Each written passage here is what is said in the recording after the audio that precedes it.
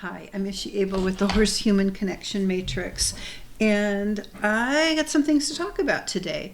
I have wanted to avoid ranting because ranting is just a bunch of negative energy, sometimes comes on like a fire hose that might pacify the person ranting for a little bit, but it also causes them to relive everything that they've experienced as they're regurgitating it for whoever's listening to the rant. So my intention is not to rant. My intention is to bring light to some communication issues and what it's like to be autistic. Just another window into the autism bit, because I find more and more as I'm interacting with the world more and more that I can pinpoint the patterns that seem to be causing a lot of problems for a lot of people. So I just got back from a trip to visit a family member, luckily on Kauai, and luckily he recovered, but he had gotten out of the hospital, and I went to help take care of him after the hospital stay. And a number of things happened planning this trip, like in 2 days, and having all the pieces fall together, which was great. They did. They all fell together. And some wonderful things happened on the trip. But in getting home and in the traveling, there were some communications with people that I feel are worth talking about. And some of them are generational, and some of them are autistic flavored, and some of them are just like, we're doing the best we can, but sometimes we just don't get it all. So the autism piece, many people realize now that one of the autistic traits, it doesn't mean everybody has it, but a lot of people on the spectrum have trouble with context. Either when we're telling you something, we don't give enough context, and conversely, when we're hearing something, the context that may be obvious to people that are not on the spectrum is not obvious to us.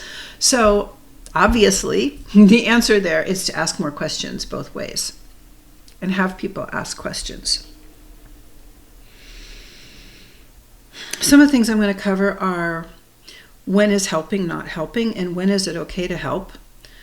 Customer service that is not customer service, which has been a pet peeve of mine for my entire life. And my perspective has shifted many times on it, and so has my emotional response.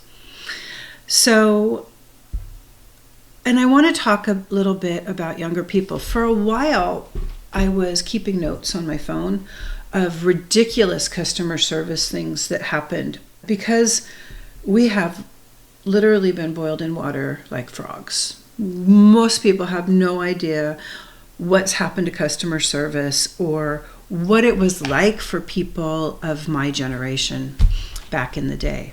So I'm going to have to tell the Nordstroms story. And if Nordstroms doesn't kick me a little bit of money back at some point, the next time I tell the Nordstrom story, I may just say that it was about Macy's. So I think that's a good place to start, the Nordstrom story. So this is reportedly a true story that I read in the newspaper sometime in the 80s. And when I grew up in the San Francisco Bay Area, my closest shopping center was the Stanford Shopping Center, and we had a Nordstrom's put in the late 70s that went in right next to Saks Fifth Avenue. So here's the story. This little old lady comes into Nordstrom's with her receipt in hand, and she comes to the counter, and she says to the young man behind the counter, "I want to return this TV. It's in my car." And he says, "Hold on, ma'am, just a minute." He goes in the back and he asks his manager. So two things about this already. There's somebody who is going to a manager with something he doesn't know what to do with. We rarely see that today in any customer service. He goes to the manager. He says, "She wants to return this TV. It's in her car. She has a receipt. She paid cash. What do I do?" The manager says, "Go down to the car, bring the TV up from her, take the money out of the cash register, keep the receipt, keep the TV, and give her back the cash." He says, "Okay." He does what he's told. So that's another thing. He does what he's told without asking a lot of questions. We don't see that a lot today. He goes down to the car. He gets the TV, he brings it up, she follows him up. He opens the cash register, cha-ching, comes open, the drawer slides. We don't see that anymore either. He gives her the cash. We don't see a lot of that anymore either. And she hobbles out of the store. He goes back to the manager and he says, now what do I do? And the manager says, did you drive today? And he says, yes. Will the TV fit in your car? He says, yes. Take the TV, put it in your car, take the receipt, go back to the store she bought it at, and return it, get the cash, and put it back in our register. He's like, okay. Again, he's not asking a lot of questions. He does what the manager tells him to do. Nordstroms doesn't sell TVs. Take a minute for that to sink in if you're an XYZ person. Nordstroms was known for their customer service. When these people that worked for Nordstroms did this, they weren't doing it as a publicity stunt. This was normal protocol. This was how they handled customers. I grew up with this saying, the customer is always right. In my generation, when you went to work for a store, you didn't argue with a customer. If you argued with a customer, the manager would come in and they would fire you. You might get a warning, but you weren't going to last very long because word of mouth was important. So when I have problems with the cell phone company, or somebody made a mistake on my Maurice's bill for $4 that cost me a $200-point drop on my credit score, they're going to listen to the Nordstrom story when I call to straighten things out, because we didn't grow up with this. Why is it this way now? It's like this. And again, I don't want this to be a rant. I want to focus on what's positive. But this is a result of corporate culture. This came in when companies got really big and decided that the customer wasn't always right.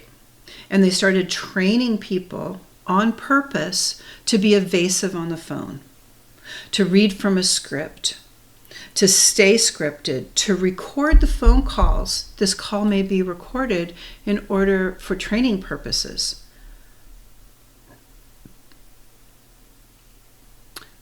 How to deal with difficult people, how to deal with a customer that's not happy.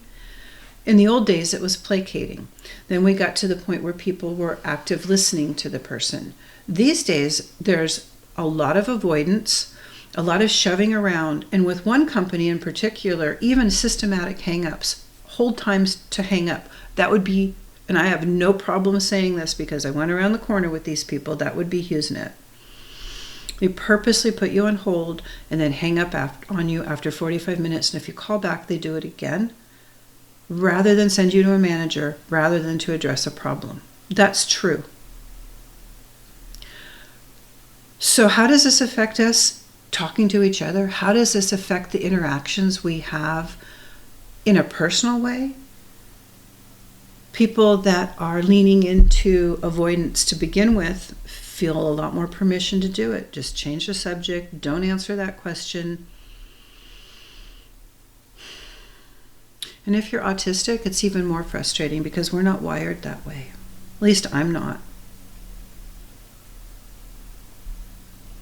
So one of the tasks I needed to deal with when I came back was I have a paddleboard. It's my second season paddleboarding. I absolutely love it. I got a new paddleboard and the instructions were not clear. The fins have a weird little screw that takes a special little key tool to screw it in, and they came with one screw and 2 holes, and they told me that was in case it got stripped out. And I thought, really, this doesn't seem right. It took me forever to find the little tool because it wasn't mentioned where it was in the instructions. I emailed with the place. They emailed me back, said, oh no, that's the way it's supposed to be. There's only one screw. I followed the directions, I put them in, I screwed them tight, I tested them with my hand, I took it down the river, and I lost a fin. So I came back and I emailed them again. And in the email, instead of telling me that the fins were back ordered, they told me they would send them to me. And then they sent me another email that came from a different place that was spam that told me they were back ordered. then there was some pushback. There was some pushback in the email. It wasn't clean. It wasn't customer service. And then I called them and I tried to get a hold of them. And they were out at some paddleboarding events for 2 consecutive weekends or something. So there was no one, or maybe it was for a whole week and they were closed that week. So there was no one there to answer the phone. So again, from my generation, if you're running a business and you want to go take part in something that might be good for your business, it's a good idea to leave somebody to manage your phones, because your customer base may not really appreciate the customer service that you're not providing. When is it okay to ask these days for customer service? When is it okay? So finally got a hold of these people today, and when I explained the situation, there was quite a bit of pushback about how it was my fault because I might not have checked my junk folder for the separate email that would have explained part of the context to the situation with the fin and why I got 4 screws in the mail and not the fins. Well, what I don't think they realized is it was making them look really bad, saying they were going to do something and then not doing it. And it makes them look really bad not including a piece of information in the email when they know full well, apparently, that the spam email is probably going to get stuck in my spam folder. And they did not sign it. So that's another thing I've noticed with customer service emails recently. The employees are afraid to sign their name. That wouldn't have happened in the old days. Your family name meant something. If you treated someone rudely or you did something disgraceful, it wasn't just you, it was your whole family that was going to be affected. If you don't feel like you can sign an email at your workplace because of customer backlash, it probably means you're not doing something ethical, or you're not doing something in a way that is in alignment with how we want to treat each other. If you can't put your name behind what comes out of your mouth, we should be questioning the people that are asking us to respond to each other this way. And that's what I mean by being boiled like frogs. They turned up the temperature and nobody noticed. Nobody noticed that it's not okay to be proud of who you are as you interact with people. We're in some serious trouble here. But if we become aware of what's happening and we push back on the policies that demand that we behave unethically, we can recover. And that's what the podcast is here. It's about dominance, right? Just the way we train horses with dominance, we need to stop training people with dominance, and people need to stop being sheep. It needs to be okay to say what you're doing isn't okay. Treating people like that isn't okay.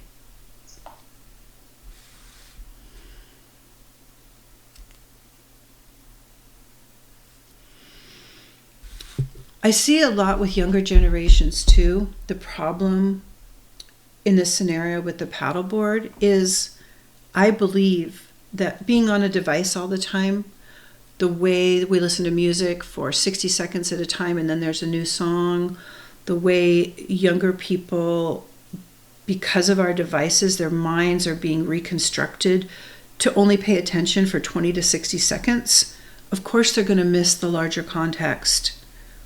Of course, they're not going to fit all of the pieces together. I see this almost every time now that I have conversations with younger people. They don't understand that they're not explaining the whole thing and it doesn't matter to them.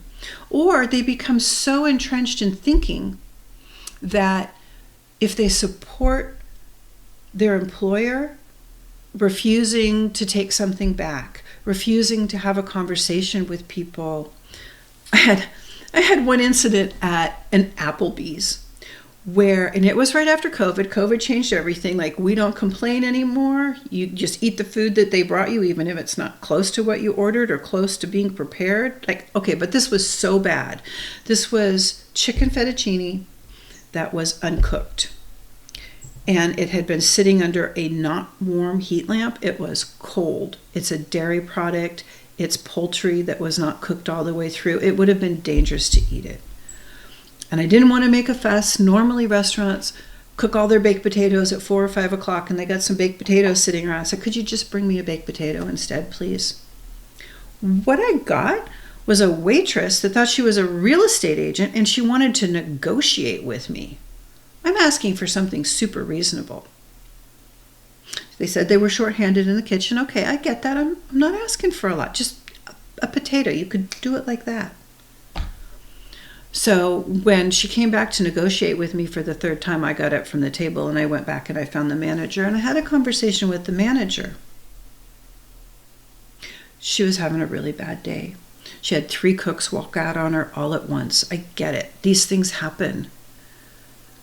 But if you have 3 cooks walk out at you on you all at once, it probably means they're protesting something that shouldn't have happened. Again, back to treating people like people, back again to corporate culture. That would never happen. At least I don't believe it would happen in a small restaurant, a family-owned restaurant, a restaurant owned by a few people that treat their employees more like family. So yeah, we're in some trouble. And if we don't start slowing down, balking at dominance, finding some ways to talk to people like people and explain to them what's happening, it's going to get worse, I'm afraid. So here's another story. I know some people in recovery, and someone was telling me a story about a sponsee that they had. And at the time, I was thinking, wow, it is really hard to know where the line is. Where is the line between not enabling somebody, but being compassionate and helpful without taking the person's responsibility and dignity away, allowing them to make some of their own choices and fail enough to want to get back on their feet. And I think a lot of people struggle with this too. I'm proud that I did 3 years in Al-Anon. I have been in relationships with people in recovery, and I've been to a lot of 12-step meetings, and I think it's a great program. So what this person was telling me is, I'll regurgitate the story, but it may not be exact, right? Because this is like secondhand. But apparently there was somebody, a sponsee, who was struggling with relapse and had gone out but wanted to be included. And a group was going out to have some appetizers. And the person sponsoring them wanted to be very kind and include them, even though there was a struggle. And so they did. And it ended up with the person not being able to control their bowels in someone else's car, and then again in the restaurant, not understanding what was going on, over ordering, and the whole thing was more than a mess. Inconvenienced everybody there. But there was kindness, and there was inclusion. And yeah, it's a hard line. Would the person make the invitation and include them again? I don't know. But it brings up this edge of, when do you shun people for their own good, and when do you include them? When do you reach out when someone's really, really having a hard time, and be the hand that makes a difference, or be the hand that maybe saves their life? Where is the edge? We don't really know. A lot of people struggle with this. And unfortunately, some people fall off the edge. And unfortunately, some people err always on the side of help, and people don't get better because there's too much help, which we call enabling. I think if we slow down and find a way to listen to our hearts and our heads, that maybe that's part of the answer for that line, for that edge. We always have to take care of ourselves. I fully agree. Being of service usually means some degree of sacrifice. Not so much that it costs too much. How is that like customer service? I'm not quite sure. Why do these belong in the same podcast? I'm not quite sure, but it seems like they do. Because what we're talking about is context. What we're talking about is asking questions. If in any of those customer service issues, we can say what's true, name what's happening, stay calm, and help co-regulate each other in those awkward conflict and confrontation moments, maybe the answers are there. But we have to remember, we have to keep remembering how to ask the questions. And one of the things that the paddleboard guy had said to me when I brought to his attention that he had just blamed me for not getting the email, not looking in my junk folder, not knowing that the fins were out of stock. And he offered me something else. He offered me, I can send you a link to the catalog and then you can choose a different pair and we'll give you those. And I was trying to keep him on the phone because he was rushing to get off the phone with me long enough to realize that his attitude was affecting the conversation tremendously. Long enough to realize that I'm asking for some help that someone else from his company had provided in the past by consulting about the board, the fins, the other things that they're supposed to be experts about.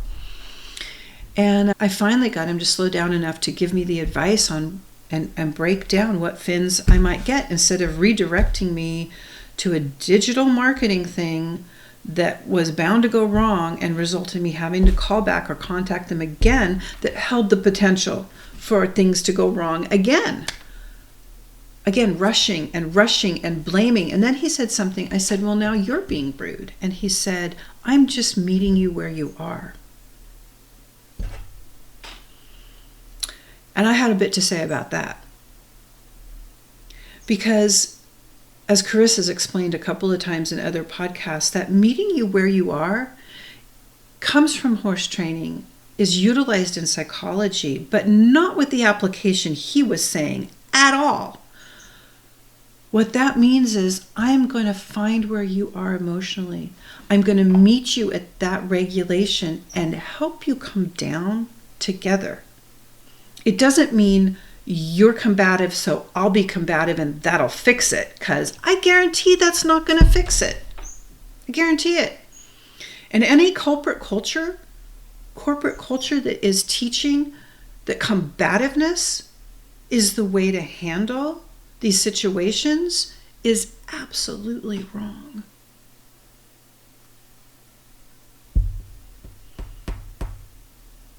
I had a run-in with my doctor's people, and I had a run-in with somebody that worked for an attorney that I was working with. In both cases, the doctor and the lawyer scolded me, an autistic person, who was being treated badly by their staff, which I balked at. It is not okay to do that. It is absolutely 100% not okay to do that. Not only did the customer always used to be right, but we used to treat people with kindness. And we used to do what we said we were going to do. And when people that work for doctors or lawyers or paddleboard companies don't do what they say they're going to do, This is helping the world fall apart, and we can fix it. They're little teeny steps. It starts with slowing down so that you can become aware of how your interactions affect other people, and most of all, how you're contributing to them. There's signs up at hospitals and places of business that say 0 tolerance for any anger or outburst. That's a mistake. To think that avoidance and shunning are the answer to people's trauma. To think that not treating customers correctly or compassionately or even like humans and being ready to dismiss them or have them physically hauled off of your premise because your customer service people have forgotten how to be human?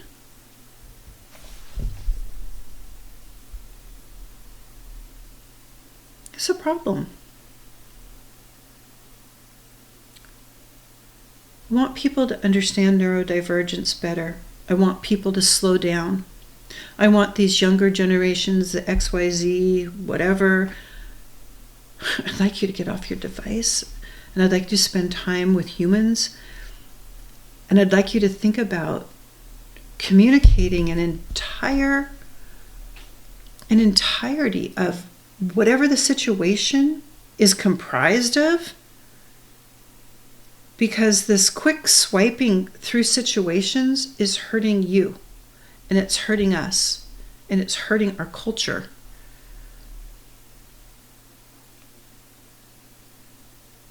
You can't swipe, skip, avoid, and delete these things. They have to be worked through.